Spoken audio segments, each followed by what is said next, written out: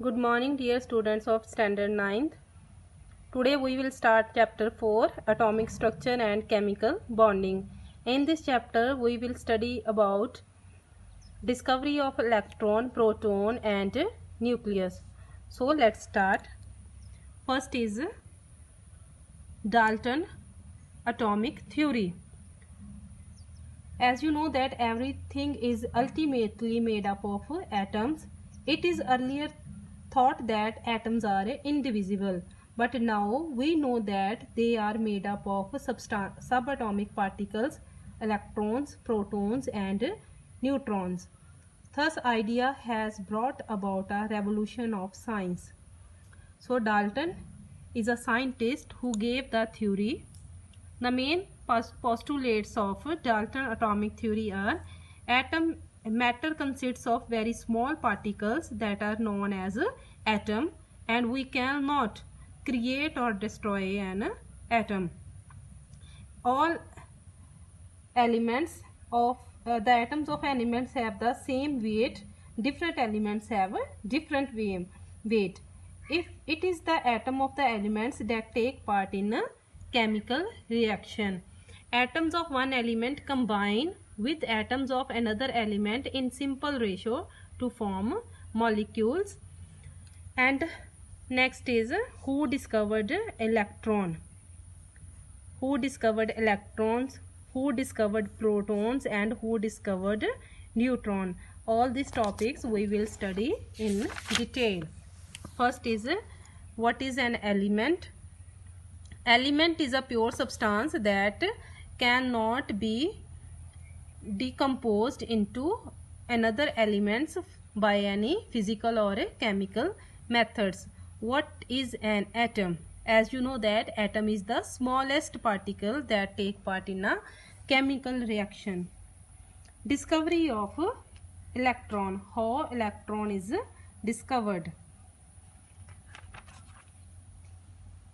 Electron, here a discharge tube is a long glass tube at the two ends of which are sealed with two metal plates.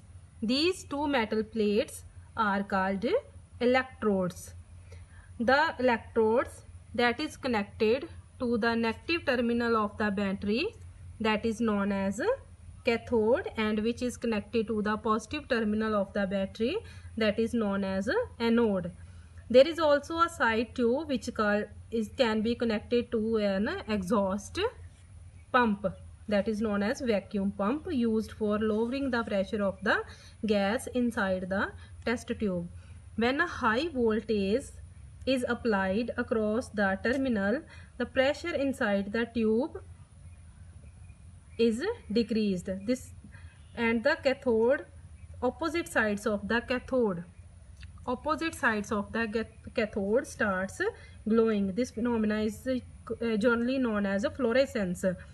Investigations have shown that some invisible rays starting from cathode fall on the opposite wall of the tube, causing fluorescence. These rays are named as cathode rays. These rays are known which comes out from the cathode towards the anode. These are known as cathode rays. Further, some experiments were taken out. First is they travel from cathode to anode and they cause greenish yellow fluorescent. When we placed these rays in a electric field, then these rays turns attracted towards the positive terminal. Why these attracted towards the positive terminal? Because these rays are made up of negatively charged particles. That's why they attracted towards the positive terminal. From here it is clear that these rays are made up of negatively charged particles, and these negatively charged particles are known as electrons. Next is discovery of proton. How proton is discovered? Now Goldstein repeated the cathode ray experiment using a perforated cathode. He observed that there was a red glow on the opposite side of the anode, so some rays must travel in the direction opposite to the anode. Cathode rays from the anode towards the cathode. These rays were called anode rays or canal rays as they moved through the perforations or canals in the cathode. It was found that these rays contained positively charged particle. How? It is clear that it is made up of positively charged particles, because when we placed it in an electric field, then these rays attracted towards the negative terminal of the battery. These rays attracted towards the negative terminal of the battery. As you know that positive and negative charges attract each other, so from here it is clear that these rays are made up of a positively charged particle and rays known as anode rays.